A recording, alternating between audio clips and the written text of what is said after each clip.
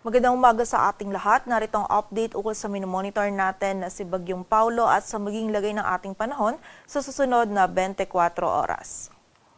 Kanina alas 4, yung sentro ni Bagyong Paulo ay huling namataan sa laing 295 kilometers west ng Sinait, Ilocos Sur. At kaninang 4:30 a.m. ay nasa labas na din po ito ng ating area of responsibility. Taglay pa rin ito ay lakas ng hangin na 110 kilometers per hour malapit sa sentro at bugso ng hangin na umaabot sa 135 kilometers per hour. Ito'y kumikilos pakanluran, hilagang kanluran sa bilis na 20 kilometers per hour at kahit nga po nasa labas na ito ngayon ng ating area of responsibility.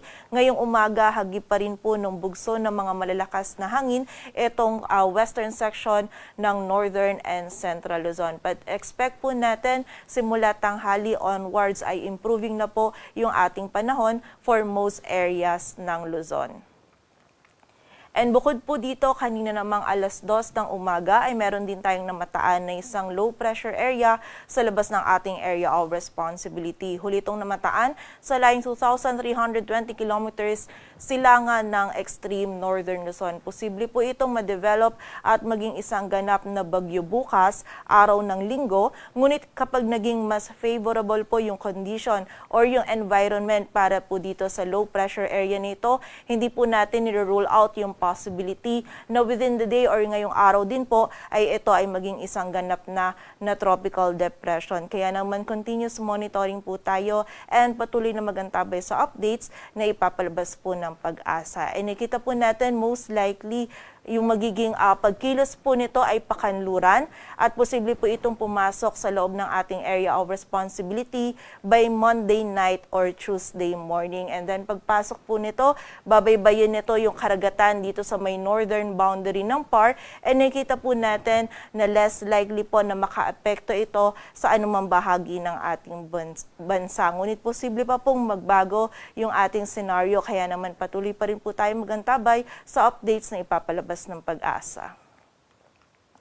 And ayon nga dito sa ating latest forecast track analysis ni Bagyong Paulo, ngayon po ay nasa labas na ito ng ating area of responsibility. May kalawakan pa rin po yung sakop ng mga malakas na hangin na dala nito, kaya naman ngayong umaga meron pa rin po tayong mga pagbugso ng mga malalakas na hangin na mararanasan mostly dito sa area ng Ilocos Region, maging sa bahagi din po ng Zambales. But again, throughout this day, most likely simula tanghali onwards ay mawawala na po yung epekto ni Bagyong Paulo sa anumang bahagi ng ating bansa.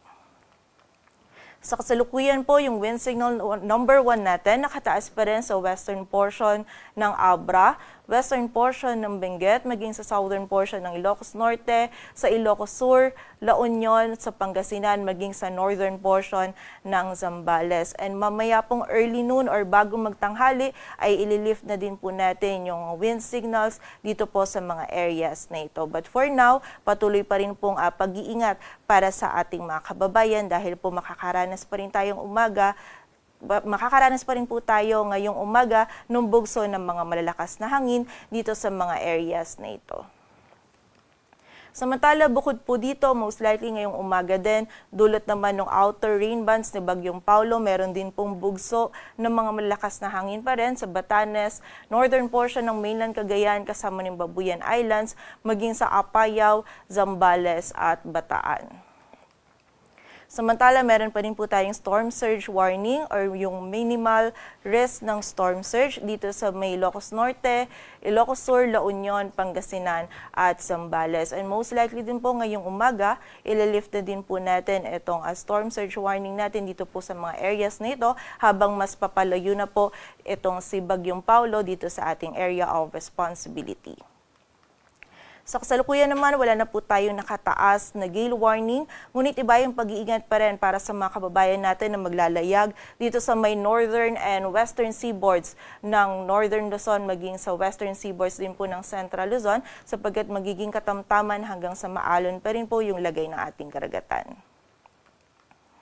And para naman po sa mga kababayan natin, narito po yung ilang paalala para po sa ating mga ilan po sa ating pwedeng gawin pagkatapos po ng bagyo. Una po, para sa mga kababayan natin na pinalikas, hintayin po muna natin yung abiso ng kinauukulan kung ligtas na po na bumalik tayo sa ating mga tahanan. Pangalawa naman po, obserbahan natin yung ating kapaligiran. Umiwas po tayo dun sa mga natubang puno, sa mga nasirang structures or mga buildings, and also sa mga nasira din po ng mga kable ng kuryente. And suriin din po natin mabuti yung ating mga tahanan. Mag-ingat po tayo sa pag-aayos ng mga nasirang bahagi ng ating mga tahanan, and also tingnan po natin maigi or i-observe po natin maigi, siguraduhin po natin na wala pong basa or nakalublob po sa tubig na kagamitan bago po natin buksan yung ating power supply. Pangatlo naman po, huwag gumala or mamasyal muna upang hindi po makaabala sa emergency services, and pang-apat naman ay manatili pong alerto at ligtas. At para naman po sa maging lagay ng ating panahon ngayong araw ng Sabado, dito sa bahagi ng Ilocos Region, maging sa area po ng Zambales, ngayong umaga makakaranas pa rin po tayo ng bugso ng mga malalakas na hangin dulot po ni Bagyong Paulo. But throughout this day po or simula tanghali onwards, improving weather na po dito sa mga areas na ito, maliban na lang sa mga scattered pa din na mga pag-ulan. Samantala, dito naman sa bahagi ng Cordillera Administrative Region, rest of Central Luzon, maging dito sa Metro Manila, sa Cavite, Batangas, and also dito din po sa area ng Occidental Mindoro, magiging maulap po yung ating kalangitan. Mataas po yung tsansa ng mga kalat-kalat na pag-ulan, pagkilat at pagulog-dulot po ng trough or extension ni Bagyong Paulo. Kaya naman po pag-iingat pa rin para sa ating mga kababayan sa posibilidad ng mga pagbaha at pagguho ng lupa. Samantala, sa nalalabing bahagi naman po ng Luzon, magiging bahagyang maulap hanggang sa maulap yung ating kalangitan. May posibilidad lamang ng mga isolated o yung mga biglaang pag-ulan, pagkilat at pagkulog, dulot yan ng mga localized thunderstorms. Agwat po ng temperatura dito sa Metro Manila ay mula 24 to 30 degrees Celsius.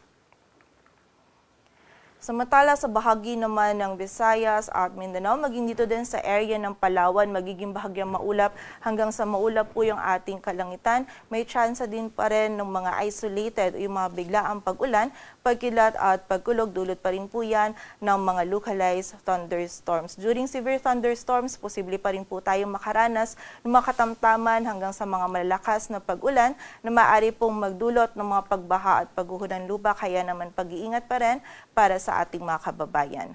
Agwat po ng temperatura sa Cebu ay mula 25 to 31 degrees Celsius at sa Davao naman ay 24 to 33 degrees Celsius.